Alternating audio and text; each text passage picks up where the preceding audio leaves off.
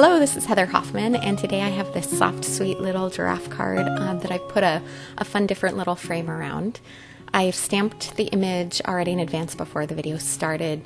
Instead of stamping the giraffe straight up and down, I kind of kicked it at an angle to fit the feel of the card, since my frame is going to be a little bit wonky on there. And I'm going to do some really, really simple coloring on there. I'm not focusing on being super duper in the lines or tons and tons of shading and blending. I'm just doing a really, really basic, simple coloring. I'm using two shades of yellow. The two that I used on this are Y11, which is a nice pale yellow, and Y21, which is just a little bit deeper. And then I'm using R11, which is a nice pink for the cheeks, and I'll also use that on the roses in a few minutes. And then for the greens, I picked two coordinating shades, which is YG03 and YG25.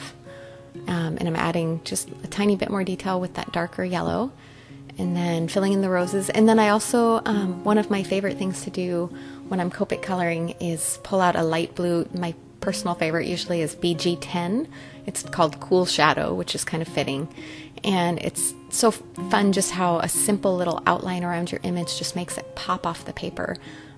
Makes it look a little more realistic, and it really takes no extra effort. And I'm pulling back out that R11, the pink one, just to fill in those little hearts and add a little bit to the dots, just to detail it in a little bit. All right, and that is about all it needs on the coloring for the little giraffe. Now I have some pretty coordinating floral pattern paper, and I'm starting off just by picking my first angle on the first corner of the card. I'm using a tiny bit of Post-it tape just to hold it in place, and you could just trim this off with scissors to get a nice straight line. I really like using my paper trimmer, and it's easy for me to be able to line it up and just trim a nice clean edge. So I'm going to start off with that side, see how it fits around there, and then I decided just to go all the way around it. Originally I was actually just going to do two sides, and then I started thinking as I looked at it that it would be kind of fun to do the frame all the way around in this style. So what I'm going to do is just keep using, I played with my paper and my angles just to line up there to get it matched up so I had a straight edge on that side, just as if I was doing a frame.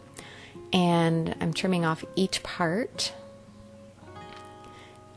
I got a little close there on that part. And then trimming off, and then I'll just keep going around, taping it down each as I go. I could tape it before I cut, but I just liked being able to maneuver it a little bit more if I needed to. So I liked holding it in place with the Post-it tape. That worked really well for me. And I'm playing with it both ways.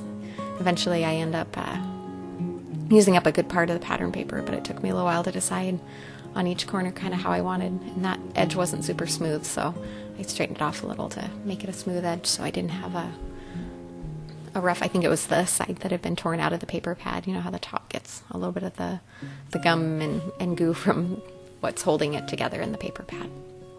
All right, and then that final edge. Now you notice that last one I did not stick it down yet, the third piece, because this fourth piece I need to trim off and then make it fit into that frame. So I'm going to put that on, and then I'll mark. I couldn't find my pencil, so I just grabbed a pen, but I would suggest using a pencil so you don't, it's easier to erase and get rid of your little line of where you've cut that off. And then past the time when the video was done too, once I had this all on, I actually ended up taking a rectangle die cut and trimming off just to get a smooth edge around the outside edges as well. You don't have to do that. You could add some machine stitching with your sewing machine around the edges, or do a little bit of inking, or anything else you wanted to do. But I just mounted it with foam tape on a white card and tied some twine around to finish it off. Thanks so much for coming by. Hope you are having a great